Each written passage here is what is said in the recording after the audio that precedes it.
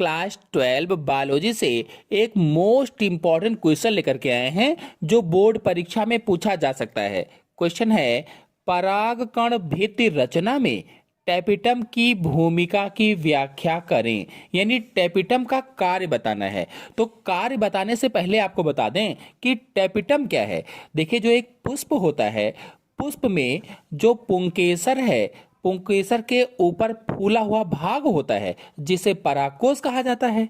और परागकोश की जो सबसे भीतरी परत होती है उसे ही टेपिटम कहा जाता है। यानी कि जो परागकोश है, अगर इसको काटें तो जो लघु बीजाणुधानी होती हैं, इनकी भीतरी परत ही टेपिटम कहलाती है।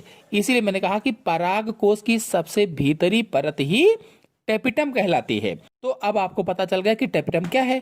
अब इसके कार्यों को जान लेते हैं। तो पहला कार्य है विकासशील परागकणों को पोषण प्रदान करना। यानी बढ़ते हुए परागकणों या पॉलन ग्रेन को पोषण देने का कार्य टेपिटम का होता है। अथवा कह लीजिए कि टेपिटम बढ़ते हुए लघु बीजाणुओं या माइक्रोस्पोर को पोषण प्रदान करती है। देखिए, पराग कण का हो, चाहे पॉलन ग्रेन का हो, चाहे लघु बीजाणु का हो, चाहे माइक्रोस्पोर का हो, एक ही बात है। इसलिए मैंने बताया कि जो टेपिटम है ये बढ़ते हुए लघु बीजाणुओं या माइक्रोस्पोर को पोषण प्रदान करती है।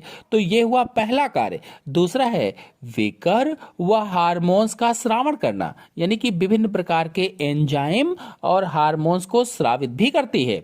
फिर अगला कार्य है पराग कणों के बाह्य चोल का निर्माण करना।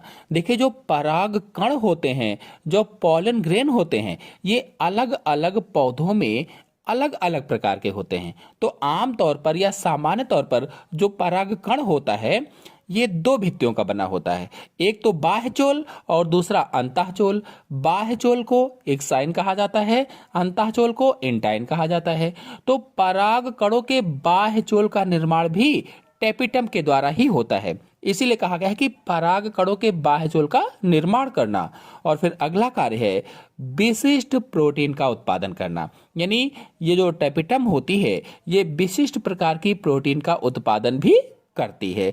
तो इस प्रकार से आज के वीडियो में मैंने टेपिटम के मुख्य रूप से 4 कार्य बताए। आशा है आपको चारों कार्य अच्छी तरह से समझ में आ गए होंगे।